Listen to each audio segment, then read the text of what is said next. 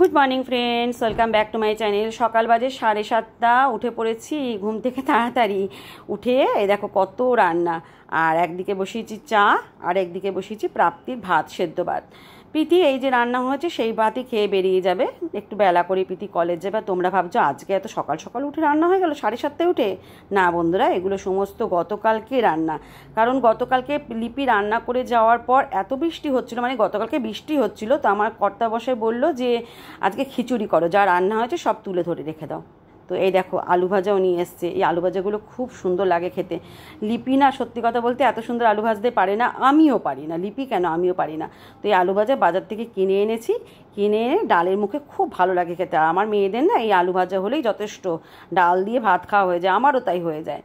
তো আর একদিকে বসিয়েছি রুটি। এই রুটিটা এখন প্রাপ্তির জন্য তাড়াহুড়ো করে করছি। ঘুগনি রয়েছে গতকালকে, সেই ঘুগনি আর রুটি নিয়ে যাবে। আমার মেয়ে বলে নাকি আমার হাতে ঘুগনি তার খেতে খুবই ভালো লাগে, আর আমি নাকি ঘুগনিটা সত্যিই খুব ভালো বানাই। এটা প্রাপ্তির কথা, এবার জানি না, আমারও তো ভালোই লাগে আমার হাতে ঘুগনি তৈরি।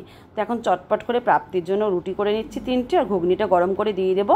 আর যা রান্না রয়েছে সব গরম করবো। আর শুধু রান্নার মধ্যে আমাকে রান্না করতে হবে আজকে ইলিশ মাছ। কেননা গতকালকে মাছটা ছিল না বলে, হাজব্যান্ড মানে মাছটা আনেনি বলে লিপি মাছটা রান্না করতে পারেনি। বাদ বাকি সব রান্নাই লিপি করে দিয়ে গেছিলো, সব ধরে ফ্রিজে তুলে রেখে দিয়েছিলাম। এখন বার করলাম, এখন গরম করব। হাজব্যান্ডও বেরোবে অফিসে, প্রীতিও যাবে কলেজে, দুজনে খেয়ে যাবে, সব গরম করে দেবো। আগে তো আমার ছোটো মেয়েটাকে স্কুলের উদ্দেশ্যে রওনা করি, আগে ওর জল খাওয়ার মানে টিফিনটা, ওর ভাতটা, সকালের চাটা, এগুলো সব হয়ে গেছে। ওকে স্কুলে পাঠানোর পর আধ ঘন্টা মতো রেস্ট নেবো, কেননা আমার এই সময়টা ভীষণ হুড়ুহুড়ি চলে। আর আমি যেহেতু হুড়ুহুড়ি করে কাজ করতে পারি না, আমি ঘেমে দেমে একদম স্নান করে যাই।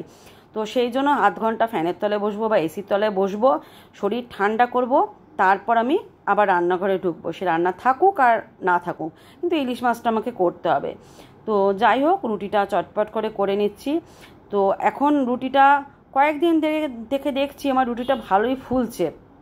মাঝখানে না একদম রুটি ফুল ছিল না, কেন কে জানে। তো এই দেখো ইলিশ মাছ অনেকগুলোই নিয়ে এসছে, আমি মাথাগুলোও নিয়ে নিয়েছি, কেননা কিছু মাথা না আগে রয়ে গেছে।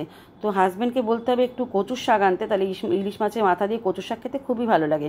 আরও ভালো লাগে যদি তোমার নারকেল দিয়ে, তারপর ওই যে কচুর শাক নিরামিষ যে করে নারকেল দিয়ে ছোলা দিয়ে, সেটাও বেশ ভালো লাগে। তো অনেক দিন নিরামিষও খাওয়া হয় না, কিন্তু যেহেতু ইলিশ মাছের মাথাটা রয়েছে, তাই তো ইলিশ মাছের মাথাটা আমাকে গতি করতে হবে।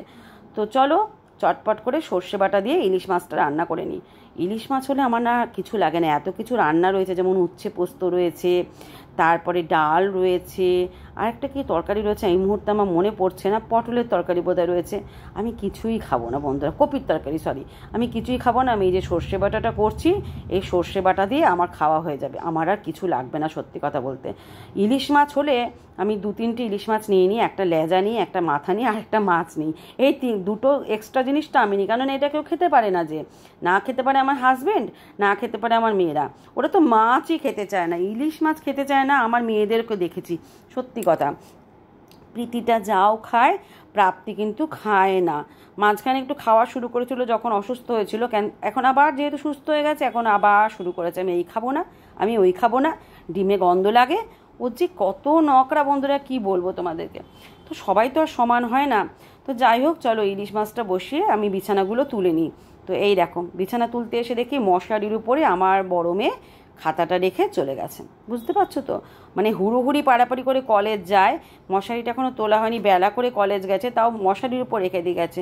তো খাতাটা সরিয়ে দিলাম, সরিয়ে দিয়ে এখন মশারিটা খুলে এই ঘরে বিছানাটা তুলে নেব, আর তুলে নিয়ে আরেকটা ঘরের বিছানাও তুলবো। আজকে বৃষ্টিটা একটু ধরেছে, আজকে অতটা বৃষ্টি হচ্ছে না, কিন্তু মাঝে মাঝে নামছে।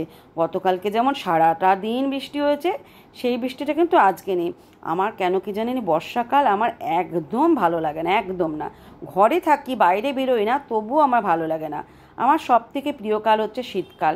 আর এই দেখো বর্ষাকাল হলেই এই পাশের জমিগুলোতে কত সবুজ গাছগাছালি জন্মে যায়, বন জঙ্গল, এগুলো মাঝে মাঝে আমার জানলাকেও ছুঁয়ে দেয়। এগুলো কেটে দিয়েছে, কেটে দেওয়ার পর আবার হয়েছে। তো যাই হোক, পাশে জমি থাকলে তো হবেই। আর এই দেখো একটা নারকেল গাছ, আমরা যেখানে থাকি না প্রচুর নারকেল গাছ, প্রচুর নারকেল গাছ। তো চলো কাজগুলো করে নিই বন্ধুরা। সব কাজকর্ম শেষ করে, স্নান হয়নি, যাব স্নান করতে, একটু বসলাম। মাসি এলো, রোদ্দুর বেশ ভালো ছিল, রোদ্দুর ঝলমল করছিল রোদ্দুর। হাজব্যান্ড অফিস যাবে সেই মুহূর্তে ঝিরিঝিরি বৃষ্টি শুরু হলো। তারপর মুষলধারে মাসি এলো, মুষলধারে বৃষ্টি শুরু হলো। মাসির জামা কাপড় ভিজিয়ে দিয়ে গেছিল, কিন্তু সেই জামা খাটে উঠে যাও, এই দিক দিয়ে খাটে ওঠো হামাগুড়ি দিয়ে। জানলাটা অনেকদিন বাদে খুলেছি, দিদিকে বললাম একটু মুছে দাও, জানলাটা মোছাই হয় না। ওই দিকটা দিদি রোজই মোছে, খোলা থাকে ওই পাটটা, কিন্তু এই পাটটা খোলা হয় না। এই জানলাটাও এইমাত্র বন্ধ করলাম। কালকে যেহেতু ওয়েদার ঠান্ডা ছিল, বৃষ্টি হয়েছে, এসি চালানো হয়নি, রাত্রেবেলা বেশ ঠান্ডাই লাগছিল, তো অনেকদিন বাদে এই জানলা খোলা হয়েছে, দরজাটাও খোলা হয়েছিল। তো যাই হোক, হাওয়া বাতাস ঢুকেছে অনেকদিন বাদে। এই যে দিদি এতদিন বাদে আমার বিছানায় উঠেছে। এই জায়গাটা ভীষণ ময়লা হয়ে যায় গো, নাহলে রাস্তার ধারে বাড়ি হলে যাওয়া হয়। দিদিরও খাওয়া হয়ে গেছে, আমারও খাওয়া হয়ে গেছে, মাসিরও খাওয়া গেছে। মাসি কেচে টেচে চলে গেল, মানে মাসি এলো আর বৃষ্টি শুরু হলো। কি ঝলমলে রোদ্দুর উঠেছিল, আবার উঠবে হয়তো, তারপর আবার শুকিয়ে যাবে। কেন বলছে তো আবহাওয়া দপ্তর লক্ষ্মী পুজো অবধি নাকি আমাদের চলবে এরকম বৃষ্টি। কি বলবো, আর কিছু করার নেই। তো যাই হোক, চলো এখন একটু বিশ্রাম নিই, তারপরে কিছুক্ষণ বাদে, সবে বাজে 12টা মতো, 1টা নাগাদ স্নান করতে যাব। এত তাড়াতাড়ি যাবো না আজকে স্নানে, এখন একটুখানি রেস্ট নিই, ফোন টোন ঘাটি, একটুখানি ভিডিও টিডিও এডিটিং করি, তারপর ঠিক আছে। ইভিনিং ফ্রেন্ডস, এখন বাজে সন্ধ্যে 7:30। আমার কর্তামশাই এখনো বাড়ি এলো না কেন বুঝতে পারছি না। প্রীতি, ফোনে ব্যালেন্স আছে? তোর ব্যালেন্স নেই? দেখো, আর একজন মাখনা তৈরি করেছে। বোন তো ঘুমাচ্ছে স্কুল থেকে এসে, মাখনা তৈরি করে রান্নাঘরে ছিঁড়ি পড়ে গেছে। দেখো, আমি এখন খাবো চা। ভাবছিলাম কর্তা আসুক, তারপরে একসঙ্গে দুজনে চা খাবো। একটা ফোন করি, দেখি এখন আসছে না কেন, এত তো দেরি করে না।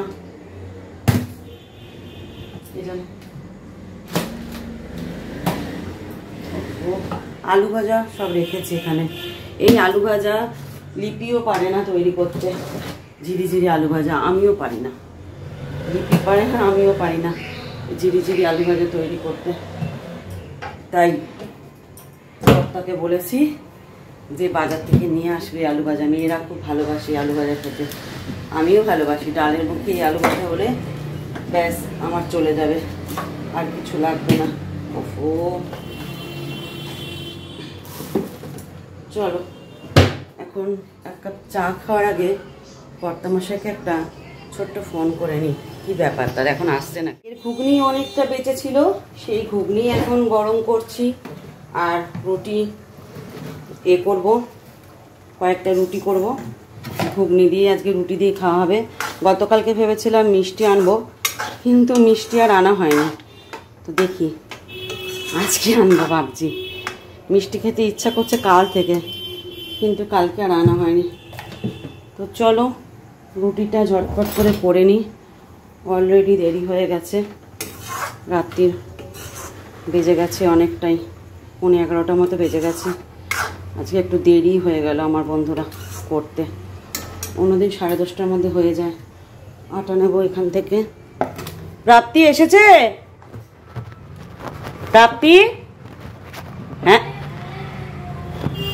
ও এটার মধ্যে আবার খুলছে না কেন, দাঁড়াও। তো আটাও আনতে হবে কালকে, আটাও বাড়ন্ত দেখতে পাচ্ছি, আর অল্প আজকে একটুকুই হবে, আজকে আর কালকে সকালের মতোই হবে। এইটুকুনি আটা, আর রুটি আটা মাখা আছে কিনা কে জানে, সেটাও দেখতে হবে, ফ্রিজে আটা মাখা আছে কিনা। চলো ফ্রিজটা খুলি, দেখি একটুখানি মনে হয় আটা মাখা আছে। এই যে একটুখানি আটা মাখা আছে, এটা আগে করে দেবো, দেরি হয়ে গেল গো অনেকটা। ছোটো মেয়েটার খিদে পেয়ে গেছে, ছোটো মেয়েটার। চলো চটপট করে এটা নামিয়ে নিই। রাত্রির 1টা, শুতে যাব। এ বাবা, কানের দুলটা দেখো, খুলে যাবে মনে হচ্ছে আমার। কানের দুলটা, কানের ফুটোটা যে কেন বড় হয়ে যাচ্ছে আমি জানি না। কানের ফুটোটা, কানে কিন্তু সবসময় বড় দুল আমি পরি না, আমি কিন্তু ছোটো দুলই পরি। হয়তো লাইভে যখন আসি তখন হয়তো বড় দুল 1 ঘন্টার মতো পরি, তারপর খুলে দিই, ব্যাস। আর তখনই তো রিলস, মানে খোলার পরে, হয়তো খোলার পরে বলছি, মানে লাইভে পর হয়তো প্রতিদিন না, কোনো দিন রিলস বানাই, সেই রিলস সে সময় একটু পড়া থাকে, তারপর খুলে দিই। কিন্তু কেন এত বড় হয়ে গেল এই কানের ফুটোটা আমি বুঝতে পারছি না। কিন্তু এই কানের ফুটোটা ঠিক আছে, আর যা হচ্ছে হতে থাক, অত চিন্তা করলে হবে না, যা হচ্ছে হতে থাক। গেটে তালা পড়ে গেছে, হাজব্যান্ডও শুয়ে পড়েছে, এটোকাটা পরিষ্কার হয়ে গেছে, সব পরিষ্কার হয়ে গেছে। এখন দাঁত ব্রাশ করবো, মাকে একটা টুক করে ফোন করব। আজকে ভিডিওটা মেবি বড় হলো না, হয়তো 8-9 মিনিটের হয়েছে, আর বড় করতে ইচ্ছা করলো না। সকাল থেকে সেরকম কিছু দেখানোর ছিল না, কেননা সারাদিন বৃষ্টি হচ্ছে, বাইরেও বেরানো নেই কিছু না। আজকে মার্কেটিংও যায়নি, আর প্রীতিরা এবার যাবে মার্কেটিংয়ে আবার ওর দিদির সাথে। তো দিদির সাথে প্রীতি আর প্রাপ্তি একদিন মার্কেটিং যাবে, আমি আর যাবো না। আজকে প্রীতি কলেজ থেকে এসে বলছিল মা চলো, আবার ও সে ওইখানে মানিক স্কোয়ারে। আইলাম অসম্ভব ব্যাপার, আমি যাব না। তো দাদু যে টাকাটা পাঠিয়েছে সেই টাকা দিয়ে একটা জামা কিনবে। আইলাম তুই অনলাইনে অর্ডার দিয়ে দে, দেখ আসে কিনা। তো আমার মনে হয় যত সম্ভব অনলাইনে অর্ডার দিয়েছে। তো চলো, হাতে করে আবার আসার সময় এই যে এই জলজিরা টাইপের এটাকে নিয়ে এসছে 4টে ছোট ছোট বোতল, এটা এখন খাবো আমি। তো চলো, আজকে ভিডিওটা এখানেই শেষ করছি। সবাই ভালো থাকবে, সুস্থ থাকবে। আজকাল আবার একটা ভিডিও নিয়ে আসবো। আর যদি ভিডিওটা কিছু ভালো লেগে থাকে তাহলে একটা ছোট্ট লাইক করে পাশে সাবস্ক্রাইব বাটনটা ক্লিক করে দিও, কেমন? তো চলো, আজকের মতো টাটা।